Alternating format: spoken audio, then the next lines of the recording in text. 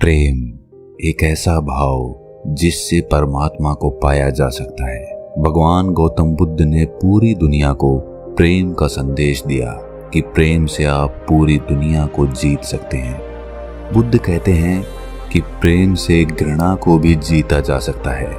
आप खुद सोचें कि आपका मन सबसे ज्यादा क्या चाहता है और इसका जवाब आपको मिलेगा प्रेम, प्रेम, प्रेम। जी हाँ, दुनिया में चाहे पशु हो, पक्षी हो या कोई भी प्राणी हो, हर प्राणी का मन सिर्फ प्रेम चाहता है। लेकिन हम सभी प्रेम के भाव को समझ ही नहीं पाते और सब अलग दिशा में चलते रहते हैं। अज्ञानता से दिव्य प्रेम वासना और घृणा में बदल जाता है। चलिए दिव्य प्रेम को गौतम बुद्ध की एक कहानी के माध्यम से समझने की कोशिश करते हैं। एक बार बुद्ध के एक शिष्य एक दिन गांव में घूमने के लिए गए हुए थे।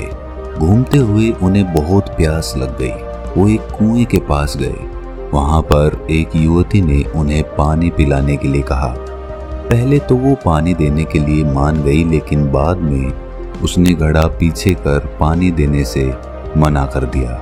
वो बोले, क्या हुआ? युवती बोली, मैं नीची जाति से हूँ।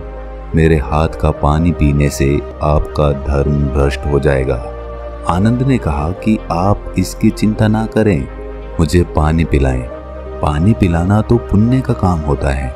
हमारे गुरु बुद्ध कहते हैं कि इस धरती पर कोई ऊंच नीच नहीं होती, सब समान होते हैं।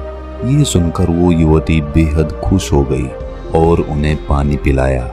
उसके बाद वो युवती वहां से चली गई।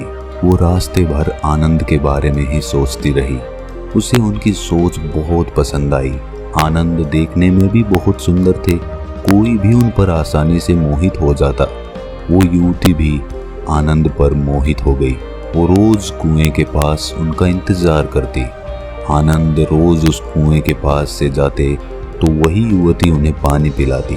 अब तक उसे बस उन्हें जी भर देखने की इच्छा थी, लेकिन अब वो इच्छा बढ़ रही थी। एक दिन आनंद नहीं आए। युवती बहुत परेशान हो गई और उनके बारे में पता करने के लिए बुद्ध के आश्रम में पहुंच गई। जब उसने आश्रम में आनंद को देखा तब उसकी परेशानी दूर हुई। उसने आनंद से कहा कि आज आप घूमने के लिए गांव में नहीं आए। आनंद ने कहा, आज मुझे आश्रम में बहुत काम था। युवती ने कहा, आप जाति का भेदभाव नहीं करते, क्या आप मेरे घर खाने का निमंत्रण स्वीकार करेंगे? आनंद ने कहा, ये तो मैं बुद्ध से पूछकर बताऊंगा। उनकी अनुमति मिल गई तो मैं अवश्य आऊंगा। ये सुनकर युवती खुश हो गई और वहां से चली गई। उसे उस दिन पूरी रात नींद नहीं आई। उसे लगा कि आनंद भी उसे प्रेम करता है, इसीलिए वो उसके घर खाने पर आ रहे हैं।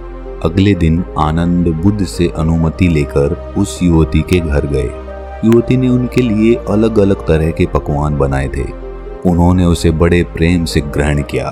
उसके बाद युवती ने आनंद से कहा, अगर आप ऊंची नीची जाति का भेदभाव नहीं करते हैं तो क्या मैं आपसे अपने मन की बात कर सकती हूँ?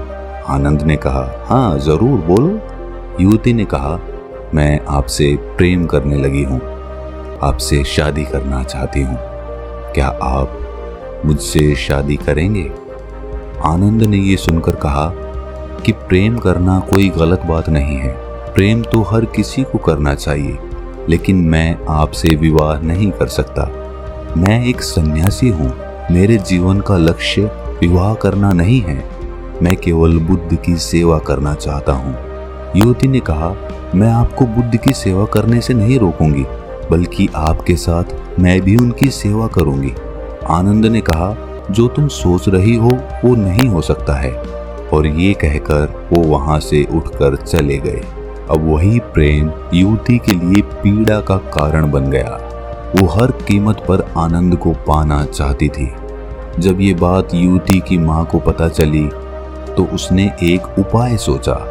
उसने अपनी बेटी से कहा, तुम अपनी माँ पर भरोसा रखो, आनंद तुम्हारा ही होगा। तुम उसे फिर से खाने पर बुलाओ। मैं उसके खाने में बेहोशी की दवा मिला दूंगी, उसके बाद तुम उससे गंधर्व विवाह कर लेना। युवती ने कहा, क्या ये सही रहेगा माँ? उसकी माँ ने कहा, प्रेम में सही और गलत नहीं होता। अगले दिन युवती फिर आनंद से मिलने गई और कहा, क्या आप मुझसे नाराज हैं? आनंद ने कहा, नहीं, मैं किसी से नाराज नहीं होता और आपने तो ऐसा कुछ किया भी नहीं कि मैं नाराज हो जाऊं। युवती ने कहा, तो ठीक है, फिर क्या आप दोबारा मेरे घर भोजन करने आएंगे? आनंद ने कहा, मैं बुद्ध से अनुमति लेकर अवश्य आऊंगा। अगले दिन आनंद युवती के यहाँ भोजन पर गए। उसने तरह तरह के भोजन आनंद को परोसे और उसमें एक बेहोशी की दवाई मिला दी। आनंद उसे खाते ही बेहोश हो गए। युवती की माता ने कहा, जाओ अब तुम गंधर्व विवाह कर लो, मुझे ये ठीक नहीं लग रहा माँ। युवती की माँ कहती है, अरे सही गलत सोचोगी तो आनंद कभी नहीं मिलेगा। युवती अंदर गई और तैयार होकर बाहर आई। जैसे ही वो वरमाला लेकर आनंद के पास आई, उतने में ही आनंद की बेहोशी टूट गई और युवती को अपने समीप वरमाला के साथ देखा। युवती भी आनंद को इस तरह देखकर घबरा गई। आनंद ने युवती को खुद से दूर किया और बिना कुछ कहे वहां से उठकर चले गए। युवती कुछ भी नहीं कह पाई। उसने अपनी माँ से कहा कि आपके कारण मुझसे वो दूर हो गए हैं। मैं खुद को पापी समझ रही हूँ। मुझे ऐसा नहीं करना चाहिए था। मैंने बहुत बड़ा पाप कर दिया। अब तक वो मेरे हाथ से पानी तो पीते थे, लेकिन अब तो मेरा चेहरा तक नहीं देखेंगे। वो पूरी रात इसी पीड़ा में रही और सोचती रही, दुख मनाती रही। अगले दिन सुबह होते ही वो बुद्ध के आश्रम में पहुंच गई और बुद्ध से कहा कि मुझसे बहुत बड़ा पाप हो गया है, आप मुझे उस पाप की सजा दें। बुद्ध मुस्कुराकर बोले, मुझे आनंद ने तुम्हारे बारे में बताया, तुमने कोई पाप नहीं किया है, तुमने तो प्रेम किया है। युवती बोली, लेकिन आनंद तो मुझसे प्रेम नहीं करते, अब तो वो मुझसे घृणा करेंगे। बुद्ध ने कहा, आनंद तुमसे घृणा नहीं करता, वो किसी से घृणा नहीं करता, वो तो बस प्रेम करता है और वो तुमसे भी प्रेम करता है, वो सबसे प्रेम करता है। तुमने अभी प्रेम की वास्तविकता को समझा ही नहीं है। जो प्रेम करुणा लाए, आसपास शांति लाए, वही सच्चा और दिव्य प्रेम होता है। ऐसा प्रेम कभी खत्म नहीं होता। इसके विपरीत जो प्रेम क्रोध, लालच, क्रूरता को लेकर आए, स्वतंत्रता का हनन करे, मन में पीड़ा और अशांति लेकर आए, गलत काम कराए, इसे प्रेम नहीं कहते, उसे वासना कहते हैं। आनंद में आज भी शांति है, वो आज भी आनंदित है। वो तुमसे मिलकर पहले जितना खुश था, आज भी उतना ही खुश है। वो तुमसे जितना प्रेम करता था, आज भी उतना ही करता है। उसके मन में कोई पीड़ा नहीं है, वो किसी पाप भाव से ग्रसित भी नहीं है। उसका प्रेम वास्तविक है। इसके विपरीत तुम खुद को देखो, जिसे तुम प्रेम कह रही हो, क्या तुम्हें सच में लगता है कि वो वास्तविक प्रेम है? क्या तुम आनंदित हो? क्या तुम्हारे मन में शांति है? क्या तुम्हारे प्रेम ने तुमसे कोई गलत काम नहीं कराया? पहले तुम कितनी खुश थी, आज देखो तुम कितनी पीड़ा में हो। तब तुम कैसे कह सकती हो कि तुम प्रेम करती हो? वो युवती गौतम बुद्ध के चरणों में गिरकर बोली, मुझे क्षमा कर दें, आप सही कहते हैं, मैं प्रेम को समझ ही नहीं पाई। आप मुझे भी अपने संग में शामिल कर लें, मैं भी वास्तविक प्रेम को जानना चाहती हूँ। दोस्तों, हम सभी प्रेम करते हैं। माता पिता, भाई बहन, पति पत्नी, दोस्त, प्रेमी प्रेमिका, सभी को प्रेम चाहिए।